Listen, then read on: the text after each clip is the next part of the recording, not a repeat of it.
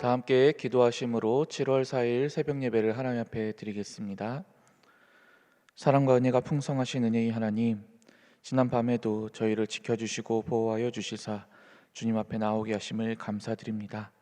이 시간 주님의 음성을 듣기 원하오니 주님을 간절히 사모하는 모든 심령들에게 주님 신실하게 응답하여 주시옵소서. 오직 주님을 앙망할 때에 우리의 마음이 새 힘을 얻고 하나님께서 주신 놀라운 힘으로 이 세상을 잘 이겨나갈 수 있도록 오늘도 저희를 인도하여 주시옵소서. 감사드리며 우리 주 예수 그리스도의 이름으로 기도드립니다. 아멘. 다 함께 찬송가 68장 함께 찬양하겠습니다.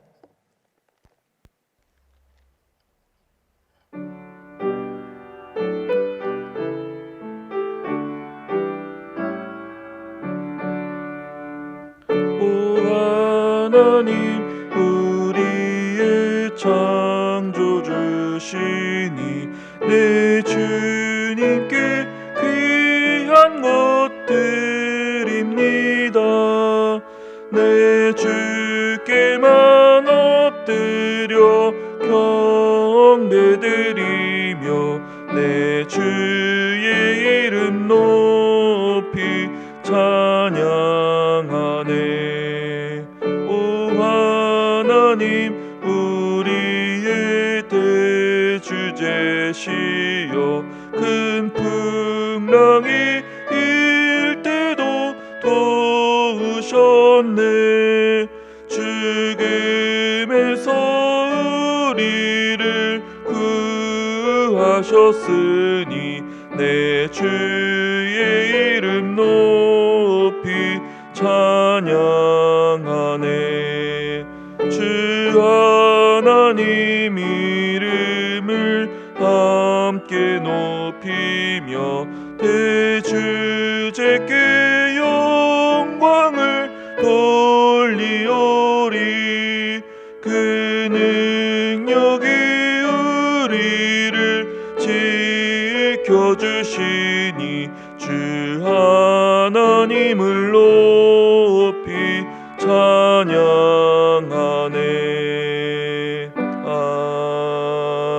아멘. 오늘 우리에게 주시는 하나님의 말씀은 출애굽기 34장 10절부터 26절까지의 말씀입니다. 생명의 삶은 44페이지입니다. 오늘의 말씀을 제가 봉독하도록 하겠습니다. 여호와께서 이르시되 보라 내가 언약을 세우나니 곧 내가 아직 온 땅 아무 국민에게도 행하지 아니한 이적을 너희 전체 백성 앞에 행할 것이라. 내가 머무는 나라 백성이 다 여호와의 행하심을 보리니 내가 너를 위하여 행할 일이 두려운 것임이니라. 너는 내가 오늘 네게 명령하는 것을 삼가 지키라. 보라 내가 네 앞에서 아모리 사람과 가나안 사람과 헷 사람과 브리스 사람과 히윗 사람과 여부스 사람을 쫓아내리니 너는 스스로 삼가 내가 들어가는 땅의 주민과 언약을 세우지 말라.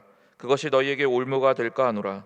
너희는 도리어 그들의 제단들을 헐고 그들의 주상들을 깨뜨리고 그들의 아세라상을 찍을지어다. 너는 다른 신에게 절하지 말라. 여호와는 질투라 이름하는 질투의 하나님이니라. 너는 삼가 그 땅의 주민과 언약을 세우지 말지니 이는 그들이 모든 신을 음란하게 섬기며 그들의 신들에게 제물을 드리고 너를 청하면 내가 그 제물을 먹을까 함이며 또 내가 그들의 딸들을 내 아들들의 아내로 삼음으로 그들의 딸들이 그들의 신들을 음란하게 섬기며 내 아들에게 그들의 신들을 음란하게 섬기게 할까 함이니라. 너는 신상들을 부어 만들지 말지니라. 너는 무교절을 지키되 내가 네게 명령한 대로 아비벌 그 절기에 이랫동안 무교병을 먹으라. 이는 내가 아비벌에 애굽에서 나왔음이니라. 모든 첫 태생은 다 내 것이며 내 가축의 모든 처음 난 수컷인 소와 양도 다 그러하며 나귀의 첫 새끼는 어린 양으로 대속할 것이요 그렇게 하지 아니하려면 그 목을 꺾을 것이며 내 아들 중 장자는 다 대속할지며 빈손으로 내 얼굴을 보지 말지니라. 너는 엿새 동안 일하고 일곱째 날에는 쉴지니 밭 갈 때나 거둘 때에도 쉴지며 칠칠절 곧 맥추의 초실절을 지키고 새말에는 수장절을 지키라. 너희의 모든 남자는 매년 3번씩 주 여호와 이스라엘의 하나님 앞에 보일지라.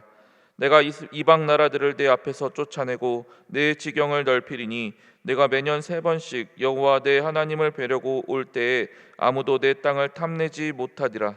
너는 내 제물의 피를 유교병과 함께 드리지 말며 유월절 제물을 아침까지 두지 말지며 내 토지 소산에 처음 익은 것을 가져다가 내 하나님 여호와의 전에 드릴지며 너는 염소 새끼를 그 어미의 젖으로 삼지 말지니라. 이것은 살아계신 하나님의 말씀입니다. 아멘. 오늘 본문의 내용을 살펴보면 마치 데자뷰를 보는 듯한 그런 느낌을 가지게 되는데요. 여기서 데자뷰라는 것은 새로운 첫 경험임에도 불구하고 마치 이전에 경험한 것 같은 착각을 가지고 있는 현상을 말하고 있습니다. 그도 그럴 것이 지금 이 장면은 하나님께서 이스라엘 백성들에게 율법을 수여하시는 장면이기 때문입니다. 이미 앞서 여러 본문들을 통해 확인하셨겠지만 이스라엘 백성들은 하나님과 특별한 계약을 맺었습니다. 그 계약에 의해 이스라엘 백성들은 그저 수많은 민족 중 하나인 그런 평범한 백성이 아니게 되었습니다. 그들은 이때부터 이 계약에 따라 하나님의 백성이라고 불리게 됩니다. 또한 하나님 역시 이스라엘의 하나님이라고 스스로를 칭하게 되셨습니다. 한마디로 이스라엘 민족과 하나님과의 사이에는 특별한 관계가 맺어진 것이죠. 그리고 하나님은 이렇게 특별한 자신의 민족이 된 이스라엘 백성들에게 그들이 마땅히 지켜야 할 규율을 가르쳐 주십니다. 그것이 바로 십계명으로 대표되는 율법입니다. 그런데 문제가 발생합니다. 모세가 이스라엘 백성들의 대표로 이 같은 율법을 받으러 시내산 꼭대기로 올라갑니다. 그런데 그 올라간 사이에 어떤 사건이 발생합니다. 이 백성들의 입장에서는 모세가 이 산에 올라간 다음에 너무 안 내려오는 거예요. 하도 내려오질 않으니까 이들은 이거 모세와 하나님이 자기들을 버렸다 이렇게 생각을 하더니 제멋대로 우상을 만들기 시작합니다. 백성들은 아론을 필두로 금송아지를 만들어 그 앞에 절하며 그것을 하나님이라고 칭합니다. 이렇게 금송아지를 섬기며 축제를 벌이는 그 장면에서 이제 막 십계명의 두 돌판을 들고 이 시내산을 내려오는 모세가 그 장면을 딱 마주치게 되죠. 불과 40일 정도 되는 그 자리를 비운 사이에 제1계명을 이렇게 쉽게 어긴 이스라엘 백성들을 향해 모세는 크게 분노합니다. 그래서 돌판을 던져가지고 이 금송아지를 깨뜨리게 됩니다. 이것은 곧 이스라엘 백성들과 하나님 사이에 맺어진 계약이 깨졌다는 것을 상징적으로 보여줍니다.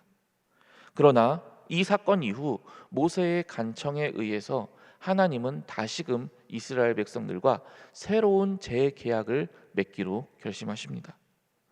그래서 이렇게 새롭게 계약을 맺게 되는 장면이 바로 오늘 본문의 장면입니다. 이 같은 상황이니 이 내용들이 마치 우리에게 있어서는 데자뷰처럼 보여지는 게 당연하죠. 실제로 이들이 만든 계약은요, 같은 내용으로 똑같이 다시 한번 계약을 맺고 있습니다. 그런데 이렇게 새롭게 재계약을 맺는 내용을 가만히 살펴보면 한 가지 특징을 발견하게 됩니다. 오늘 본문은 10절부터 26절까지 해당되는데요. 이 중에 거의 절반에 해당되는 11절부터 17절까지가 단 한 가지의 계명을 강조하는 데 쓰여지고 있습니다. 바로 하나님 외에 다른 신들을 섬기지 말라는 계명입니다. 사실 이토록 많은 분량을 할애하면서까지 이 계명을 강조하시는 게 충분히 이해가 됩니다. 그도 그럴 게 바로 직전에 이 계명을 백성들이 어겨서 이 사단이 난 것이기 때문이죠. 그런데 이 계명에 대한 내용을 가만히 살펴보면 전에 앞에서 했던 그 계약과 좀 다른 두 가지의 특징이 눈에 띄게 됩니다. 첫 번째 특징은 우선은 하나님 외에 다른 신들을 섬기지 말라라는 이 전체 주제는 동일합니다. 그런데 이 처음에 계약을 맺으실 때에는 그저 이스라엘 백성들이 다른 신들을 섬기지 말아야 된다 이것만을 좀 강조하셨어요. 근데 오늘 본문에서는 이스라엘 백성들이 이미 가나안 땅에 입성했다고 가정하는 형태로 이 계약을 말씀하십니다. 그래서 이 하나님께서는 너희들 나 외에 다른 신들을 섬기지 마 이렇게 직접적으로 말씀하시는 게 아닙니다. 그럼 어떻게 하시느냐? 간접적으로 이 이야기를 하십니다. 어떻게 하시느냐? 너희들은 그 땅의 주민들과 언약을 세우지 말라라고 말씀하십니다. 그리고 그들과 어떤 혈연 관계, 결혼도 하지 말라고 하십니다. 왜 그러느냐? 너희들이 만약 그 땅의 주민들과 친밀한 교류를 하게 되면, 그리고 혈연 관계를 맺게 되면 너희들은 반드시 그들이 섬기는 우상을 섬기게 될 거라는 겁니다. 근데 여러분 한번 생각해 보면 이건 좀 억울한 이야기일 수 있습니다. 왜냐하면 일단은 이스라엘 백성들이 아직 그 땅에 들어가지도 않았잖아요. 이 사람들이 들어가서 그 사람들과 교류를 한다 한들 100%이 우상을 섬기게 된다. 이걸 어떻게 지금 이 시점에서 장담합니까? 그런데도 하나님은 지금 그걸 단정적으로 이야기하십니다. 너희들 틀림없이 그렇게 될 거야. 마치 이거는 우리나라의 이제 유명한 드라마 장면들에서 종종 보는 장면과 비슷한 것 같은데요. 이 드라마에 보면 어머니들이, 부모님들이 이제 자기 자녀들에게 이렇게 말하죠. 너 저 친구랑 놀지 마. 저 친구랑 놀면은 너 성적 떨어져. 너 버릇 나빠져. 너 나쁜 사람 돼. 너 그 친구랑 같이 놀지 마. 꼭 하나님께서 지금 그렇게 말씀하시는 것 같아요. 너희들 그 땅 주민들하고 어울리지 마. 니네 걔네하고 어울리잖아? 니네 100% 우상 숭배해. 이렇게 이야기를 하시는 것 같아요. 아니 여러분, 그저 사람 대 사람이 교류하는 것뿐인데 어떻게 그게 반드시 우상 숭배랑 연관이 될 수 있단 말입니까? 그러나 하나님은 오늘 본문 12절에서 이 사실을 아주 단정지어서 말씀하십니다. 그리고 오늘 본문에서는 또 하나의 독특한 특징이 드러납니다. 11절, 12절, 15절 이 세 구절을 가만히 살펴보면 하나님께서 이들에게 직접적으로 명령하시는 이 명령문이 나와요. 그런데 이 세 구절 모두 뭐라고 말하느냐? 너는 스스로 삼가서 조심해라 라고 말씀하십니다. 이 똑같은 메시지를 세 번이나 연거퍼서 말씀하고 계십니다. 즉, 이 계명을 지키는 데 있어서 가장 중요한 건 주변 상황들, 주변 환경, 어떤 사람들이 있냐 이런 게 중요한 게 아니라는 겁니다. 이 계명을 지킬 수 있는 가장 중요한 비결은 다름 아닌 나 자신의 의지라는 겁니다. 내가 스스로를 보호해야 합니다. 그러지 않으면 우리는 반드시 이 계명을 어기게 된다는 말입니다. 이 두 가지 특이점을 합쳐보게 되면 결국 내가 스스로 그 땅 주민들과 어울리게 되는 걸 조심해야 된다라는 말씀으로 볼 수 있습니다. 그렇게 해야 비로소 하나님 외에 다른 신들을 우리가 섬기지 않을 수 있다라고 말씀하시는 겁니다. 성도 여러분, 하나님께서는 왜 이렇게까지 이 계명을 강조하시는 걸까요? 물론 본문 직전에 이미 이 계약을 어겨서 계약이 깨진 전례가 있기는 하죠. 그래도 여기서 하나님은 좀 지나치시리라 만큼 이 메시지를 준엄하게 경고하십니다. 14절에서 하나님은 심지어 자신의 이름이 질투다, 나는 질투라고 불리는 하나님이다 라고까지 말씀하시면서 절대로 이 같은 일을 허용하지 말라고 다시 한번 경고하십니다. 저 개인적으로는 이 말씀은 우리 부모님들과 아이들 사이를 상상해 보면 좀 더 이해하기 쉽다고 생각합니다. 아이를 키우다 보면 우리가 항상 좋은 목소리로 얘야 그러지 말아라 뭐 이렇게 톤이 낮은 목소리로만 그렇게 대할 수가 없죠. 사실 최대한 화내지 않으려고 노력은 합니다. 그러나 아이가 갑자기 생각 없이 도로로 뛰어들어요. 또는 어떤 칼이나 위험한 물건이 있는 곳에서 부주의하게 행동해요. 그러면 어떻게 됩니까? 부모는 자기도 모르게 목소리 톤이 올라갑니다. 아주 강하고 매섭게 꾸짖습니다. 그렇게 하는 아이들을 부모님들은 매우 엄하게 혼냅니다. 왜 그렇습니까? 생명이 걸린 일이기 때문입니다. 어떤 부모가 아이에게 화내는 것을 좋아하겠습니까? 그러나 생명이 걸린 위험한 상황이 생길 수 있게 된다면 부모님들은 강하게 그 아이를 혼내서라도 이 아이의 생명이 다치지 않게 하는 걸 우선시하게 됩니다. 비록 그 아이가 부모님의 갑작스러운 그 높은 톤의 목소리로 인해 혼나고 울게 된다고 하고 마음이 다치게 된다 할지라도 그것이 생명의 위협을 당하는 것보다는 낫기 때문에 그렇게 합니다. 그리고 오늘 본문의 하나님의 입장이 바로 이와 같습니다. 왜 이토록 강하게 말씀하십니까? 왜 이토록 너무 단정지어서 심할 정도로 말씀하십니까? 왜냐하면 이 계명을 지키느냐 지키지 않느냐가 곧 이들의 생명과 직결되기 때문이었습니다. 하나님의 백성이 하나님과의 관계가 끊어지는데 어떻게 제대로 살아갈 수 있겠습니까? 하나님의 백성이 하나님을 떠나면 누가 그 백성의 미래를 보장해 주겠습니까? 집으로 돌아가지 못하는 반려동물들 왜 우리가 그토록 애타게 찾습니까? 주인인 내가 없으면 누구도 이 반려동물들을 나만큼 보호해주고 아껴줄 수 없기 때문 아니겠습니까? 여러분, 물고기는 물 밖에서 살 수가 없습니다. 마찬가지로 하나님의 백성은 하나님을 떠나서는 결코 살 수 없습니다. 그렇기 때문에 하나님은 이토록 엄중하게 이들에게 하나님을 떠나지 말 것을 경고하고 계시는 것입니다. 그리고 사랑하는 성도 여러분, 이 말씀은 그대로 지금의 우리에게도 적용됩니다. 우리 역시 예수 그리스도를 통하여 하나님의 백성, 하나님의 자녀가 되었기 때문입니다. 우리 역시 오직 하나님과의 올바른 관계 안에서만 온전한 생명을 이어갈 수 있습니다. 그러나 세상은, 사탄은 어떻게든 그 관계에서 우리를 끊어내려고 혈안이 되어 있습니다. 물론 지금 우리 시대의 위협은 옛날 바알과 아세라를 섬기려던 이 당시의 이스라엘 백성들과 다릅니다. 지금은 그런 우상을 섬기진 않습니다. 그러나 그 자리에 새로운 우상들이 들어서고 있습니다. 돈, 명예, 육체의 소욕과 같은 것들입니다. 이러한 것들이 내 마음속 하나님의 자리를 위협합니다. 나 자신의 감정과 즐거움이 하나님보다 우선되는 시대를 우리는 살고 있습니다. 조금만 밖에 나가면 하나님보다 돈이 중요하다고 말합니다. 하나님이 아니라 더 많은 물질이 내 미래를 보장해 준다고 거짓말합니다.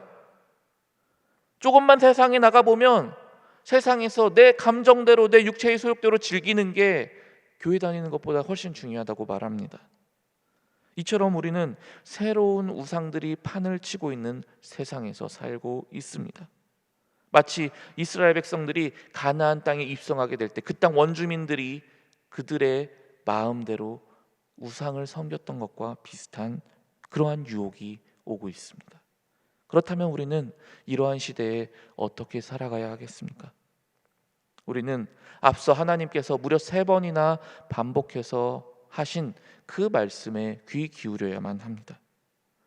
나 스스로를 조심하는 삶을 살아야 합니다. 저는 이것을 방어 운전하는 것과 비교해서 말씀드리고 싶습니다. 우리가 운전할 때 방어 운전을 해야 한다고 배우죠. 방어 운전이 무엇입니까? 우리가 어떤 도로를 지나갈 때 저쪽에서 차가 안 들어오고 있어요, 실제로는. 그러나 마치 진짜 들어오는 것처럼 가정하고 조심하면서 운전하는 걸 말합니다. 이 인도를 옆을 지나는데 실제로는 사람이 없어요. 그러나 마치 거기에 사람이 튀어나올 것을 가정하고 우리가 그거를 대비해서 속도를 줄여 조심조심 가는 그러한 모습을 방어운전이라고 합니다. 이스라엘 백성들에게 적용해 본다면 그들은 내가 이 땅 원주민들과 사귄다? 그럼 나는 반드시 우상 숭배를 하게 될 거야 라고 가정하는 것과 똑같습니다. 그 땅의 주민들과 혈연 관계를 맺는다? 그럼 나는 반드시 장인어른, 장모님이 섬기는 또는 다른 사람들이 섬기는 그 신들을 나도 섬기게 될 거야 라고 가정하면서 조심했어야 한다는 의미입니다. 그렇다면 우리는 지금 시대에 어떻게 적용할 수 있겠습니까? 우리는 세상의 유혹의 자리에 가면 난 반드시 하나님보다 내 욕망을 더 따르게 될 거야 라고 가정하면서 조심해야 한다는 말입니다. 내가 더 많은 돈, 더 많은 일확천금을 추구하며 살게 되면 난 반드시 난 그 자리에 있기만 해도 나도 모르게 거기에 따라가게 될 거야 가정해야 된다는 말입니다. 돈의 유혹이 넘쳐흐르는 방법, 그런 장소, 또는 술을 마시는 장소, 또는 어떠한 우리의 육체적인 쾌락을 더 추구하는 그런 장소에 가면 나는 100% 걸려들 거야, 그렇게 가정하면서 사는 것이 우리에게 필요합니다. 왜냐하면 이것이 우리의 생명과 직결되는 문제이기 때문입니다. 우리가 생명과 관련된 것들에 대해서는 과하다 싶을 정도로 방비하는 게 지혜로운 것 아니겠습니까? 마찬가지입니다. 하나님보다 다른 것들이 내 안에 우선되는 것이 있다면 과하다 싶을 정도로 방비하는 것이 지혜로운 삶의 태도입니다. 과거 이스라엘이 결국 이 율법을 온전히 지키지 못함으로 그 땅에서 쫓겨났던 것을 우리는 기억해야 합니다. 그러므로 우리 모두 오늘 이 시대를 살아갈 때 나의 마음을 스스로 지키자, 이것을 엄숙하게 다짐하는 저와 여러분이 될 수 있기를 바랍니다. 그리하여 언제나 오직 하나님만을 바르고 참되게 섬기는 우리 안산제일교회 모든 성도님들 되시기를 간절히 소망합니다. 이 시간 함께 기도하겠습니다. 우리의 생명의 주관자가 되시는 하나님, 우리의 생사화복이 오직 하나님께 달려 있음을 이 시간 고백합니다. 우리는 그저 가지일 뿐이기에 포도나무 되신 주님께 늘 붙어 있어야 하는 존재임을 기억하게 도와주시옵소서. 과하다 싶을 정도로 철저하게 하나님을 최우선에 두고 사는 삶을 조심스럽게 지켜나갈 수 있도록 도와주시옵소서. 그리하여 우리가 언제나 하나님만을 온전히 삶의 주인으로 모시며 살아가게 도와주시옵소서. 고은 원로 목사님을 영육간에 강건하게 지켜주시고 허요한 담임 목사님을 성령으로 붙드시사 안산제일교회를 주님의 뜻대로 인도해 가심에 조금도 부족함이 없게 하옵소서. 우리의 간구에 언제나 귀 기울여 주시는 우리 주 예수 그리스도의 이름으로 기도드립니다. 아멘. 하늘에 계신 우리 아버지, 아버지의 이름을 거룩하게 하시며 아버지의 나라가 오게 하시며 아버지의 뜻이 하늘에서와 같이 땅에서도 이루어지게 하소서. 오늘 우리에게 일용할 양식을 주시고 우리가 우리에게 잘못한 사람을 용서하여 준 것 같이 우리 죄를 용서하여 주시고 우리를 시험에 빠지지 않게 하시고 악에서 구하소서. 나라와 권능과 영광이 영원히 아버지의 것입니다. 아멘. 계속 기도하실 때 나라와 민족, 교회와 코로나의 종식을 위해 오늘 주신 말씀을 생각하며 기도의 자리로 나아가겠습니다.